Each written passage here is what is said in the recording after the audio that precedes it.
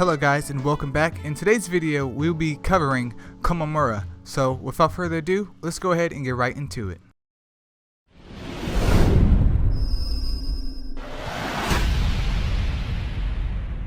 Alright, so you pulled Komamura and you want to see if he's of decent value or not. This is the right video for you boys. So his specialty is him being a high HP attacker and low HP tank, which is kind of a odd type of description for him. I would say he's more of a defense type because of the shield by his specialty, but high HP attacker and low HP tank sounds literally like a tank with hardly any HP on him. But as you can clearly see, mine has all kinds of HP, all kinds. Let's go over here to his skills though.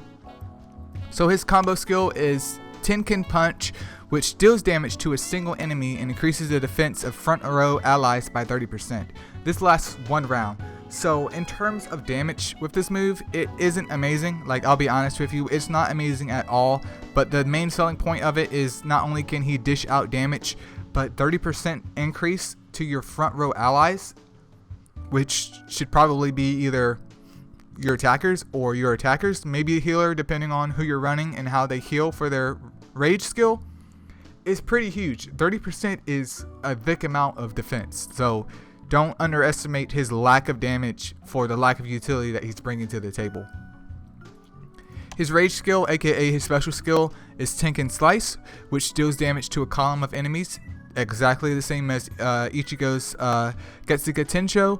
And if the enemy is an attack specialty character, the damage is increased by 45%. So if he's attacking attacker-based enemies, he's going to benefit a lot more by nearly a 50% increase to his rage skill, which is very, very important. And after his weapon is awakened, the damage increases on it and it has a chance of stunning the target for one round. So not only does this have utility against hitting units that are more based around damage, but it can also stun them after his weapon is awakened, that is, after it's awakened, which can be very, very important. I'm not sure what the percentage is on the stunning. I wish it would tell us, but it doesn't.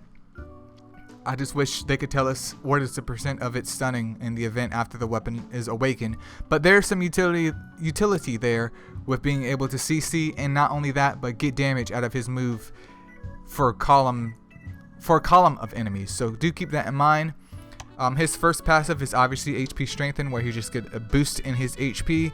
Very, very important for keeping him alive and making sure he can still get off that defense and hopefully get off some damage as well as some CC with his rage move. Then his second move is Body Hardening. Receives 30% more healing. When his HP is greater than 50%, his damage rate increases by 35%. When HP is lower than 50%, his damage reduction rate is increased by 35%. So either way you look at it, he takes a benefit regardless of what his HP is.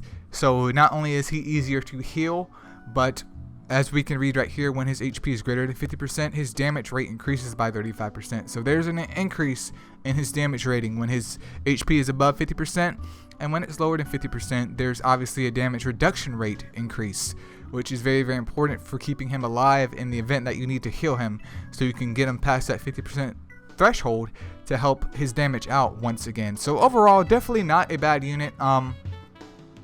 He's not so much of a damage unit in my opinion, because I obviously been using him. He was the first SSR that I pulled in the game. His damage doesn't come directly from his ability to, do moves and apply damage. His damage, or I guess his selling point, really comes from the utility of his moves.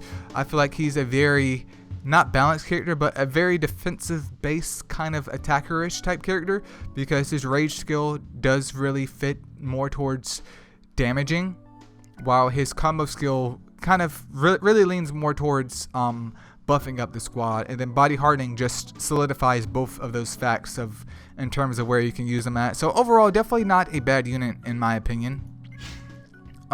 For his War Soul, he has the Black Turtle's War Soul, which helps him regenerate rage.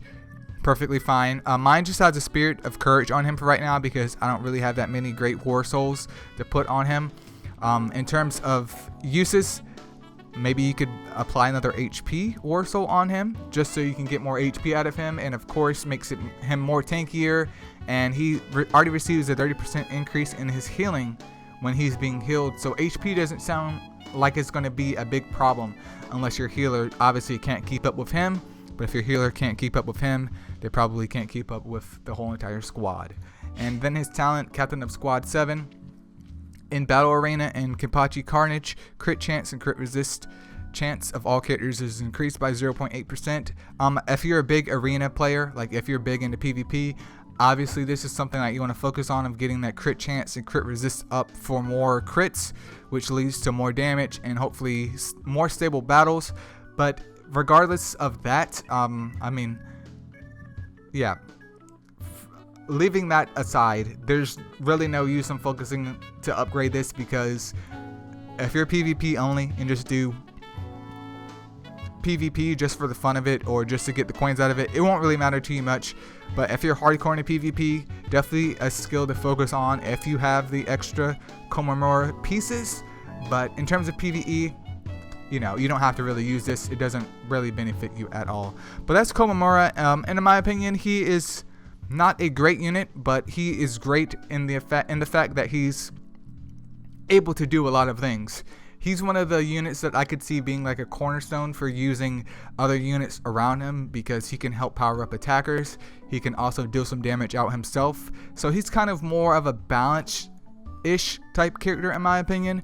Definitely not bad, but if you're looking for damage, he's not the one to look forward to do all kinds of damage. But he's the backbone of a potential good team, where not only do you have damage, but you also have the defense and the defense boy to back it up. But that's pretty much it for this video, guys. If you guys have any comments, feel free to leave them below, and I'll catch you guys in the next video. Peace out.